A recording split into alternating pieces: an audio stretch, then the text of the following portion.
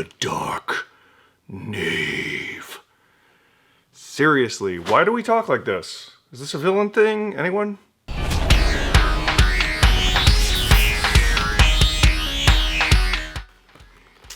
Voices.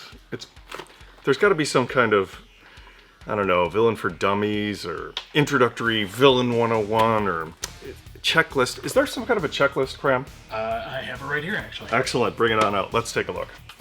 All right. The super villain checklist. Great. So, do you have your own lair? I do. Check. Do you have henchmen or henchwomen?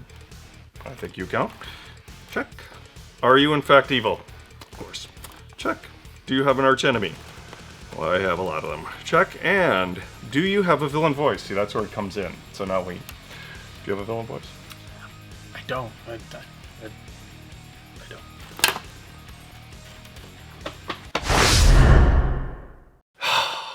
Greetings, everyone. I am Dark Knave. I am the multiverse's greatest villain.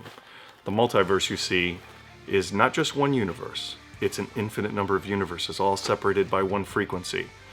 And, well, you see, every iteration of myself happened to be working on the same exact experiment at the same exact time. And, well, we kind of went boom.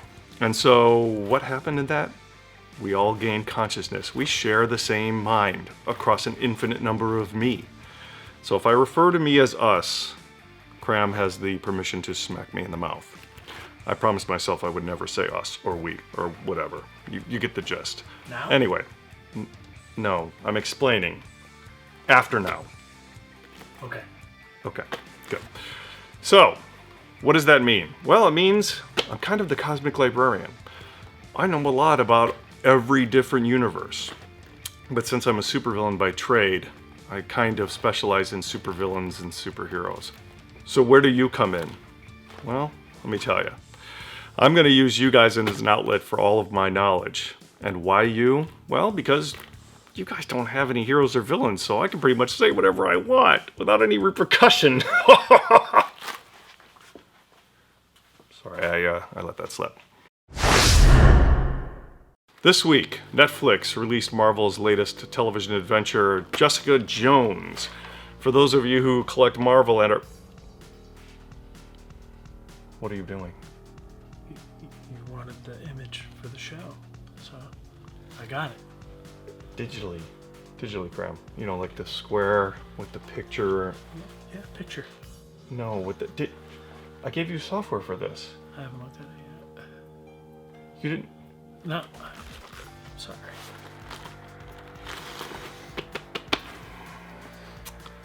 So, Jessica Jones. I'm a couple episodes in.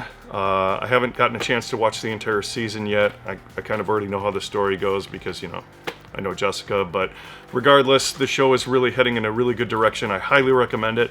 It ties very well into the feel of Marvel's last television adventure series, Daredevil, which, you know, the season 2 should be coming soon, and so we're looking forward to that. Plus, you want to watch it because it will tie Daredevil, Jessica Jones right into the Defenders show that Marvel has slated to come out in the future. For those of you who really get into the comics, you will recognize, how do we do this without giving too much away? Jessica's best friend is another pretty recognizable Marvel hero, and you're kind of watching her origin develop as we move along. Anyway, watch the show. It's pretty good stuff. Our book of the week this week is Frank Miller's triumphant return to the Batman mythos with DK.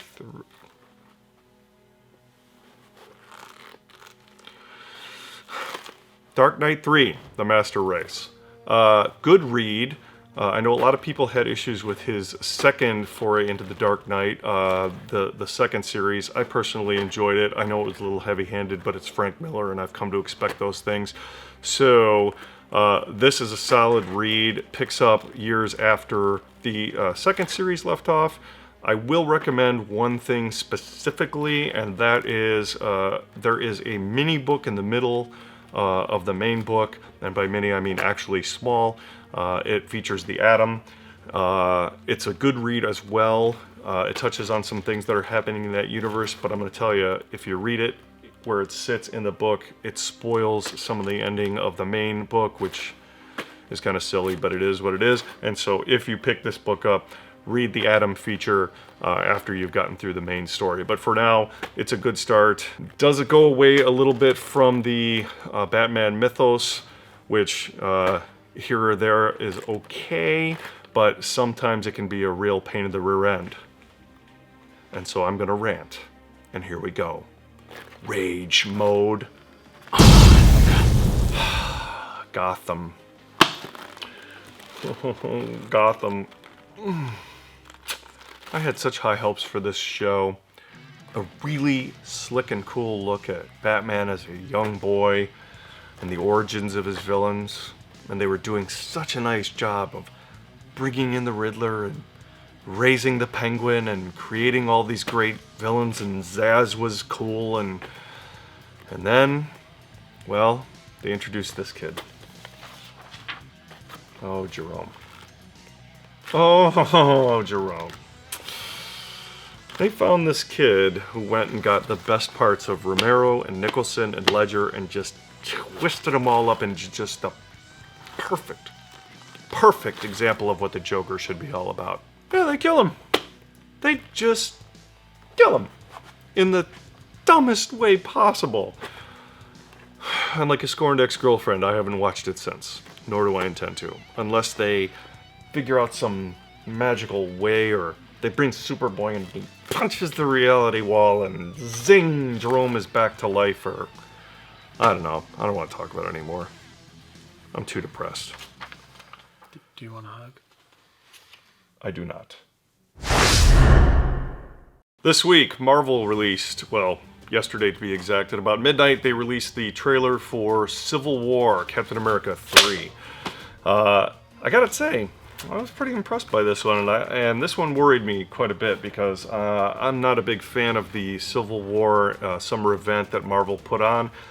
I thought it was rushed. I thought it was forced. The Superhero Registration Act coming from the death of kids in a school. Admittedly, that's horrible, but there have been plenty of villains and heroes who've done far, far worse over the years.